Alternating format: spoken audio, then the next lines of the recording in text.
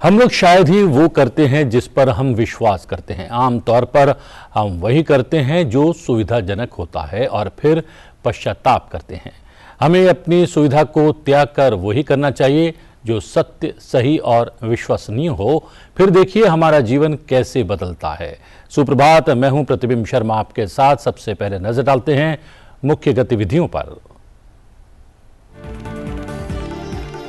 विवाद समाधान की जरूरत अर्थव्यवस्था और सामाजिक व्यवस्था के परे भी प्रभाव डालती है, बोले उपराष्ट्रपति जगदीप धनखड़। भारत मंडपम में society of Indian law firms भवन के उद्घाटन पर कानून बिरादरी को किया संबोधित। कहा, आर्बिट्रेशन प्रक्रिया के लिए विश्वसनीय और मजबूत तंत्र की आवश्यकता। उपराष्ट्रपति जगदीप धनखड़ करेंगे आज जयपुर का दौरा। एक दिवसीय दौरे के दौरान कुलिश स्कूल का करेंगे उद्घाटन। संस्थापक कर्पूर चंद्र कुलिश की प्रतिमा का भी करेंगे अनावरण। लोकसभा चुनाव के छठे चरण के लिए अधिसूचना हुई जारी। 6 राज्यों और एक केंद्र शासित प्रदेश की 57 लोकसभा सीटों पर 25 मई को होंगे चुनाव। दिल्ली की सभी 7 सीटें, हरियाणा की सभी 10 सीटें, उत्तर प्रदेश की 14 सीटें, बिहार और पश्चिम बंगाल की 8 सीटें, उड़ीसा की 6 सीटें और झारखंड की 4 सीटों पर होगा मतदान। वाइस एडमिरल दिनेश के त्रिपाठी आज संभालेंगे नए नौसेना प्रमुख का पदभार। 40 साल से ज्यादा के अपने करियर में त्रिपाठी ने कई महत्वपूर्ण असाइनमेंट्स पर किया है काम।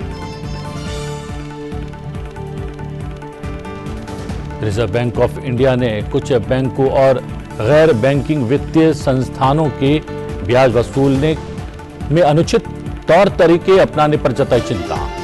बैंकों को सुधारात्मक कदम उठाने और अतिरिक्त शुल्क लौटाने के लिए दिए निर्देश।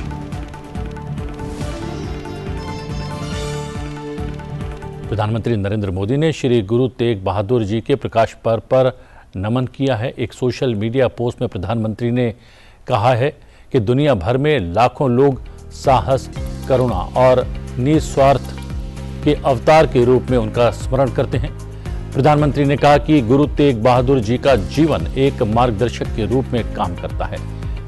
प्रधानमंत्री ने कहा कि न्याय और सभी व्यक्तियों के अधिकारों की रक्षा के प्रति उनकी अटूट प्रतिबद्धता उनकी महानता का प्रमाण है।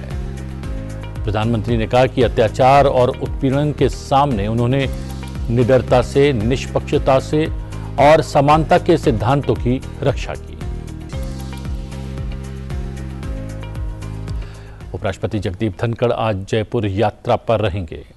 अपनी इस यात्रा के दौरान उपराष्ट्रपति जगतपुरा स्थित द कुलिश स्कूल का उद्घाटन करेंगे। द कुलिश स्कूल में वैदिक ज्ञान के माध्यम से छात्रों का सर्वांगीण विकास होगा। स्कूल में फिलहाल नर्सरी से 4वीं कक्षा तक प्रवेश दिए जाएंगे। उपराष्ट्रपति जगदीप धनखड़ इस दौरान स्कूल के संस्थापक कर्पूर चंद्र कुलिश की प्रतिमा का अनावरण भी करेंगे। इस कार्यक्रम का प्रसारण आप संसद टीवी पर लाइव देख पाएंगे। उपराष्ट्रपति जगदीप धनखड़ ने दिल्ली में भारत मंडपम से डिस्प्यूट सॉल्यूशंस सेंटर बिल्डिंग का उद्घाटन किया। इस अवसर पर आयोजित समारोह को संबोधित करते हुए उपराष्ट्रपति ने कहा कि SILF भवन का उद्घाटन भारतीय कानूनी इतिहास में महत्वपूर्ण क्षण है। SILF भवन के उद्घाटन के दौरान उपराष्ट्रपति ने कानूनी उत्कृष्टता के महत्व पर जोर दिया।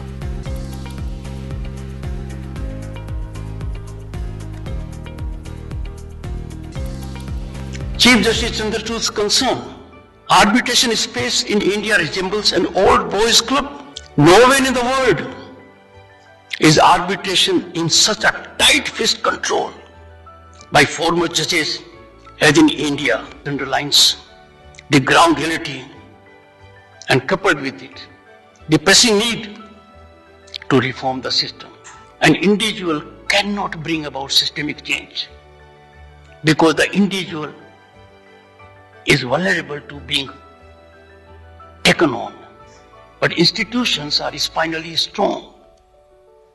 And therefore institutions can really resolve certain issues, and institutions are collective wisdom of a particular domain. हाल में हुए कानून सुधार की प्रशंसा करते हुए उपराष्ट्रपति जगदीप धनखड़ ने न्याय केंद्रित किए गए कानूनों की चर्चा की। साथ ही उन्होंने आर्बिट्रेशन प्रक्रिया में सुधार की आवश्यकता को उजागर किया।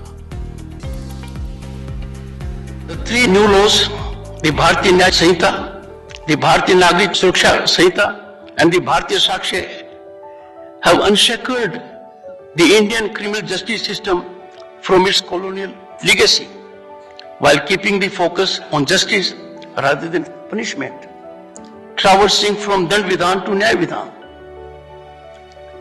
I reiterate, we had distinguished senior advocates, Mr. Chidambaram, Mr. Kapil Sibal, Mr. Tulsi, Dr. Abhishek Singhvi, Mr. Vivek Tanka.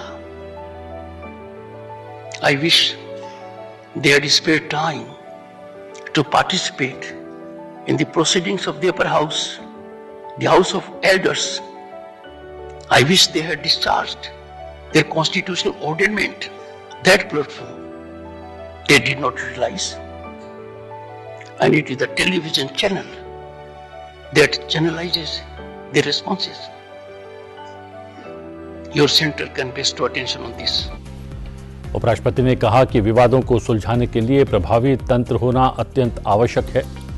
उपराष्ट्रपति ने यह भी कहा कि एआई और तकनीकी प्रौद्योगिकियों को लीगल क्षेत्र में प्रयोग में लाने की आवश्यकता है। There is a perception, and a perception we all agree perhaps, that our arbitral dispute resolution mechanism adds one more tier to the conventional litigation ladder system. Friends, I have said tier, T-I-E-R. I have not said T-A-A-R, because that would not be in singular, that will be in plural. First we have award, then objection to the award, then an appeal, then we have a strong tendency and urge to invoke Article 136 of the Constitution. Framers of the Constitution had put this article for a narrow slit window, but now the wall is demolished. It is being invoked massively. So that is invoked. And it doesn't end there. There is a constitutional remedy of review and judicially created curative petition. So, taken together, it can't be more arduous than it is at the moment. और बात करते हैं आम चुनाव की। लोकसभा चुनाव के छठे चरण के लिए अधिसूचना जारी हो गई है। इस चरण में 6 राज्यों और 1 केंद्र शासित प्रदेश की 57 सीटों पर वोट डाले जाएंगे। हम आपको बता दें कि छठे चरण में दिल्ली की सभी 7 सीटों, हरियाणा की सभी 10 सीटों, उत्तर प्रदेश की 14, बिहार और पश्चिम बंगाल की 8-8, उड़ीसा की 6 और झारखंड की 4 सीटों पर मतदान होगा। उम्मीदवारों के लिए नामांकन जमा करने की अंतिम तिथि 6 मई है। मतदान 25 मई को होगा। सभी चरणों में डाले गए वोटों की गिनती 4 जून को होगी।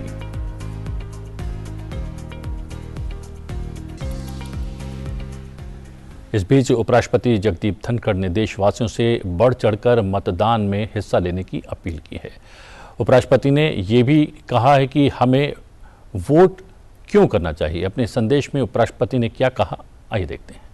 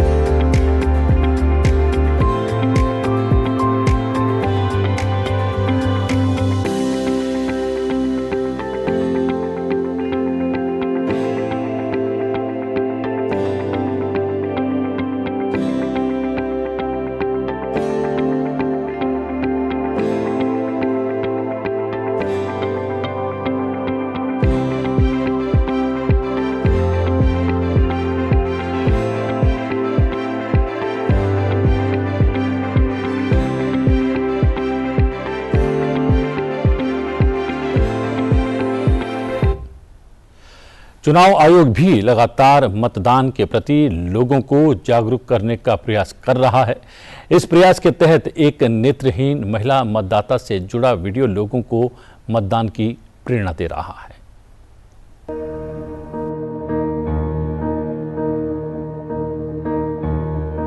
अरे कल्याणी, कहाँ जा रही हो सुबह सुबह? अंकुर, अरे आज वो वोटिंग है ना, तो बस वोट देने जा रही हूँ, तुम भी चलो। नहीं यार, आज छुट्टी के दिन भी बॉस ने काम पर बुला लिया, तो वहीं जा रहा हूँ। अगर शाम तक फ्री हो गया तो ठीक है, नहीं तो रहने दूंगा। लेकिन तुम कहाँ जा रही हो परेशान होने?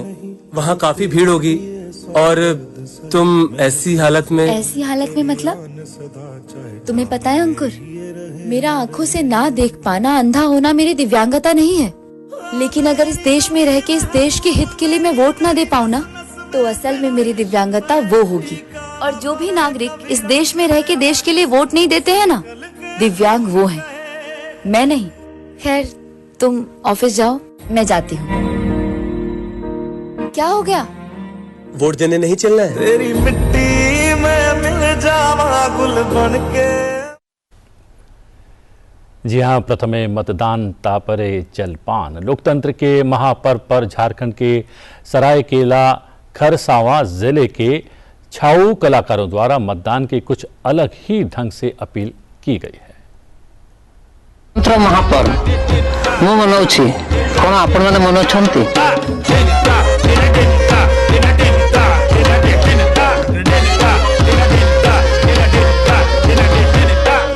भोट देवार आमर कर्तव्य भी आमर अधिकार भी। आसंतु आमे एही महापर्व को मनेइबा।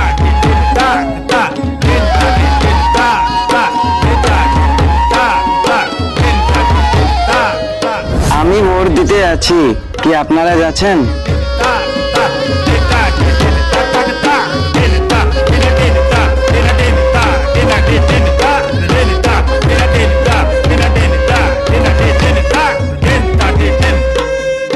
यदि चाहते निज सरकार प्रथमे सबु काम छाड़ी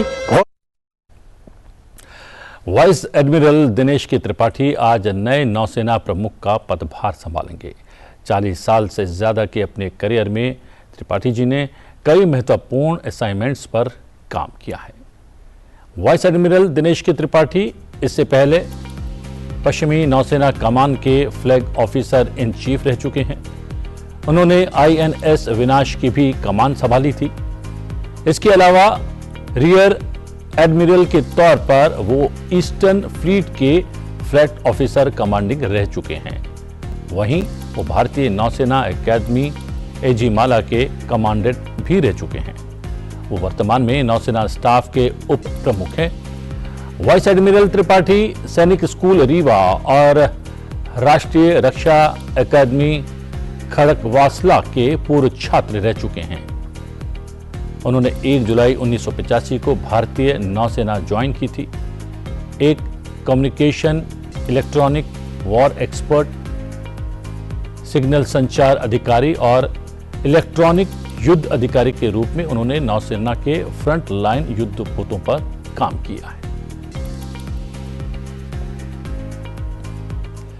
रिजर्व बैंक ऑफ इंडिया ने कुछ बैंकों और गैर बैंकिंग वित्तीय संस्थानों के ब्याज वसूलने में अनुचित तौर तरीके अपनाने पर चिंता जाहिर की है।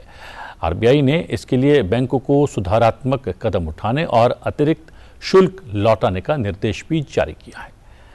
RBI ने सोमवार को इस संबंध में एक परिपत्र जारी करते हुए कहा कि इसके निर्देश तत्काल प्रभाव से लागू होंगे।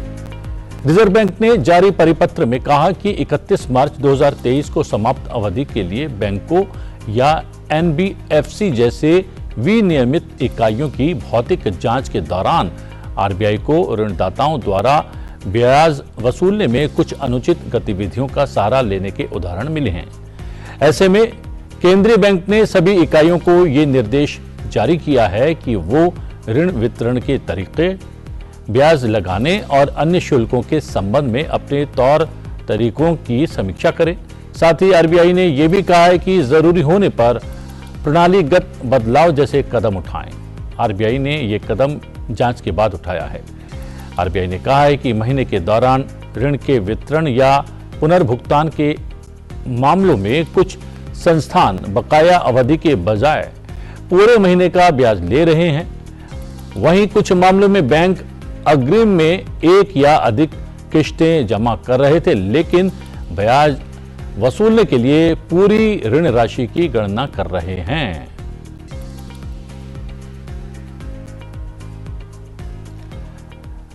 और अब समय है आपसे विदा लेने का। चलते चलते आपको छोड़े जाते हैं आज के दिन से जुड़े इतिहास के साथ। आइए जानिए कि इतिहास में आज की तारीख से कौन सी महत्वपूर्ण घटनाएं जुड़ी हैं। मुझे दीजिए आज्ञा, बने रहिए संसद टीवी के साथ। नमस्कार। 30 अप्रैल साल 1870 को धुंडीराज गोविंद फाल्के का जन्म महाराष्ट्र के नासिक जिले में हुआ था। भारतीय सिनेमा की नींव रखने वाले दादा साहब फाल्के को भारतीय फिल्म उद्योग का पितामह कहा जाता है। उन्होंने भारतीय सिनेमा जगत की पहली मूक फिल्म राजा हरिश्चंद्र का निर्माण किया। इसकी प्रेरणा इन्हें मुंबई में अमेरिका इंडिया थिएटर में दिखाई गई विदेशी मूक चलचित्र लाइफ ऑफ क्राइस्ट से मिली थी। साल 1937 में बनी फिल्म गंगा अवतरण दादा साहब फाल्के द्वारा निर्देशित पहली बोलती फिल्म थी। भारत सरकार इनकी याद में प्रतिवर्ष सिनेमा जगत में विशिष्ट योगदान के लिए दादा साहब फाल्के सम्मान देती है। 30 अप्रैल साल 1927 को फातिमा बीबी का जन्म केरल के पथानामथिट्टा में हुआ। उनका पूरा नाम मीरा साहिब फातिमा बीबी है। साल 1989 में फातिमा बीवी सर्वोच्च न्यायालय की न्यायाधीश नियुक्त हुई। इस पद पर नियुक्त होने वाली वह पहली भारतीय महिला थीं। सेवानिवृत्ति के बाद उन्हें राष्ट्रीय मानवाधिकार आयोग का सदस्य बनाया गया। वे तमिलनाडु की राज्यपाल भी रह चुकी हैं। 30 अप्रैल साल 1789 में जॉर्ज वॉशिंगटन अमेरिका के पहले राष्ट्रपति चुने गए। 57 वर्ष की आयु में वॉशिंगटन न्यूयॉर्क के फेडरल हॉल में संयुक्त राज्य अमेरिका के पहले निर्विरोध राष्ट्रपति चुने गए थे। राष्ट्रपति चुने जाने के बाद उन्होंने सेना के कमांडर इन चीफ का भी पद संभाला। जॉर्ज वॉशिंगटन को फादर ऑफ अमेरिका भी कहा जाता है। अमेरिका को ब्रिटिश राज से आजादी दिलाने में उन्होंने महत्वपूर्ण भूमिका निभाई थी।